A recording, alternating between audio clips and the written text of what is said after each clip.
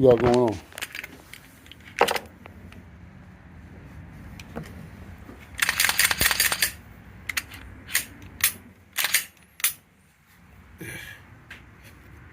Eat that fucking trigger. We're gonna do a little operation on your Glock. Ain't nothing in there. You gonna add something to it, or you gonna take something off of it? Both. Take some of the weight off that fucking trigger.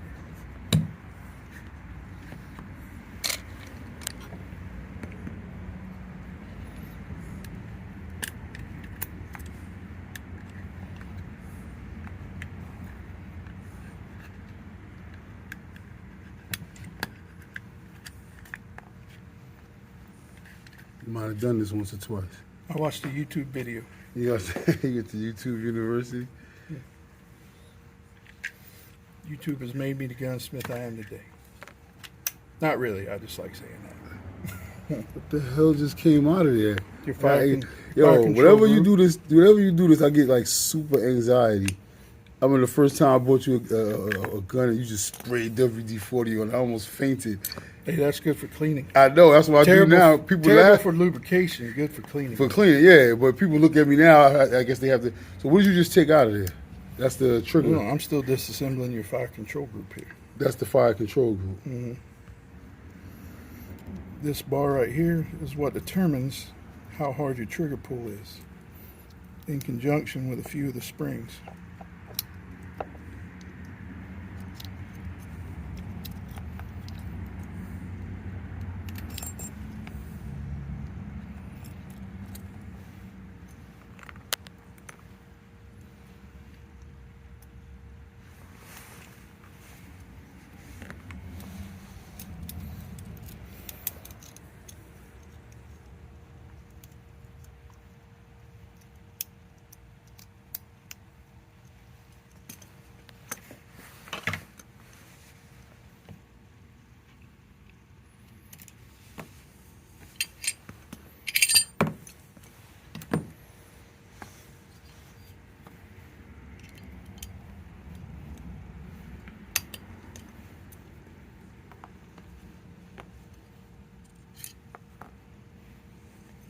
Sheesh.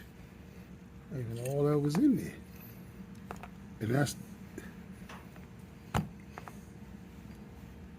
going to start with... Yeah, see, when I break my shit down, I think it's broke down. This ain't... My joint don't be broken down. What the hell was this that came on about this?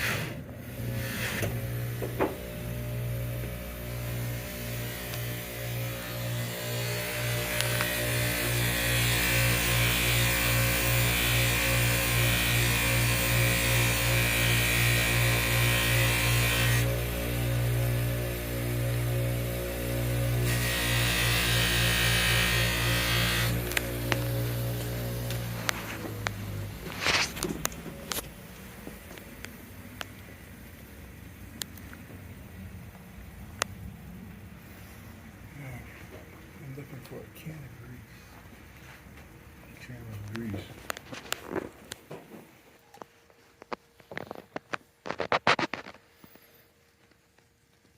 What does this do?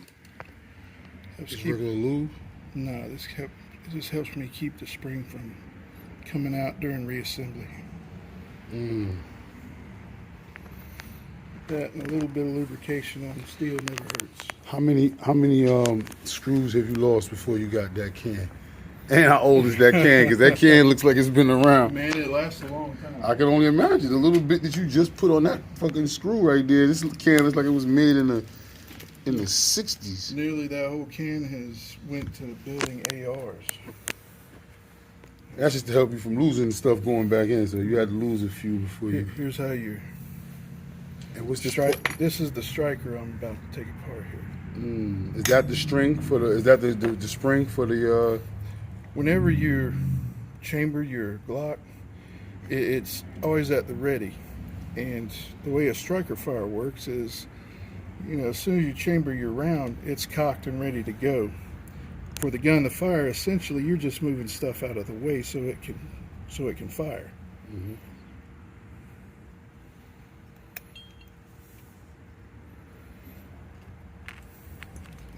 That was smooth. And it's held together. These two little plastic pieces right there. Mm-hmm. That holds it together. That holds it in there. I see what you're doing. So you put a new spring on the striker. A new lower tension.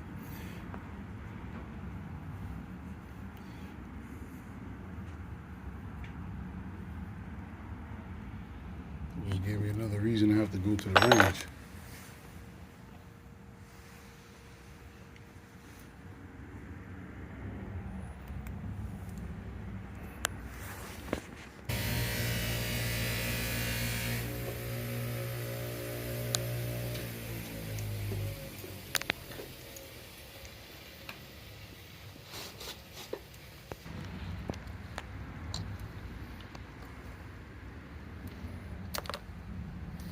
Reassembly.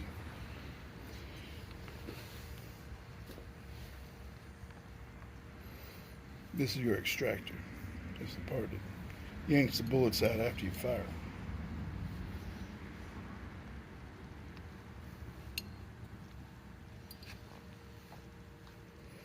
And once you get it, it'll hold in place once you get everything in there. How many Glocks you think you taken apart? Well, let me say I'm saying how many Glocks. There's only a certain amount of Glocks. How many times have you taken apart a Glock? I've done thousands of these over the years. In fact, Glocks are. I usually judge guns by how many come in for repair. The Glock don't come in too much for repair? I've done one Glock repair in 30 years. Wow. And Well, I so can't say that. people just come for customizations. Exactly. Now my own Glock, I'm actually 65,000 rounds in it because it was my instructor gun. How many rounds, man? No exaggeration. No exaggeration. Which one? The Punisher one? No, well, it changed colors a lot over the years. Had the Punisher. The Glock 17 I always wore. That was my instructor gun. I remember it says instructor on the thing. Yeah, 2 decades. That thing shoots like butter. Yeah. Now I have had to replace some parts. I can't say that.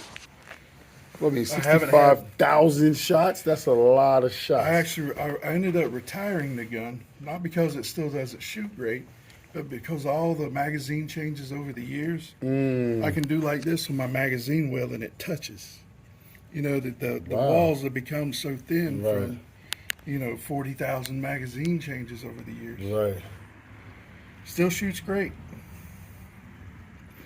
But for me to, carry. So what's shining under there that wasn't shining before? It looked like, did you do something to that?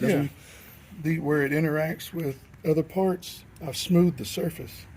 The shining is a byproduct. It's a byproduct. Essentially, I just removed the machining marks to make these parts, rake across each other smoother.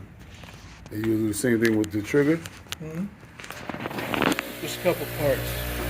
This part and this part. They interact with the other parts. So the smoother they are, the smoother the gun operates. Less resistance, yeah. Less resistance.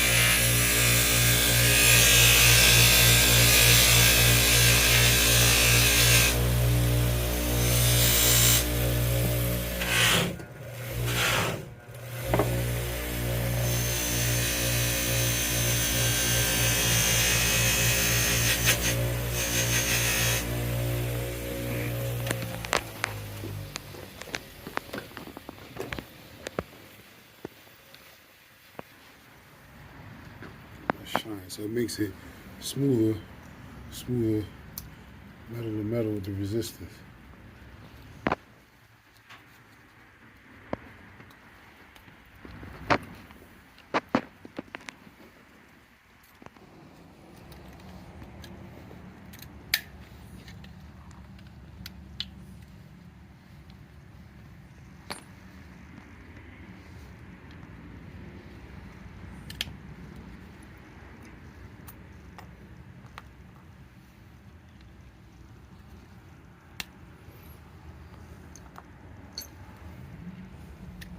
And just like that. Now it's all reassembled. Everything you went in for is done. Now it's just putting it back together right. The firearm was back together right. It's just as functional as when you took it apart. How many of those pins in there to come out? 3? And those are polymer too, right? So there's no need to lube them. The only one's polymer, this one. The other ones are steel. Mm-hmm.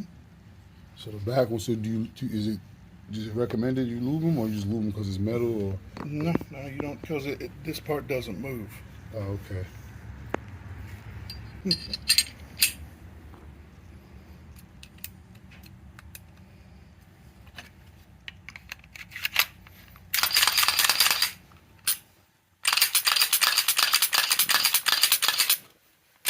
Now feel it.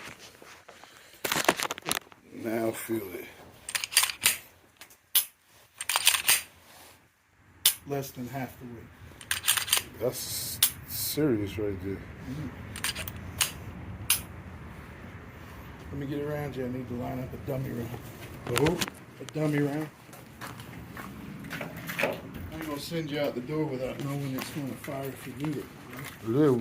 When you fire a dummy round, Oh, I'm just taking the bullet out of the regular round and then emptying the powder out of it and letting it hit the primer.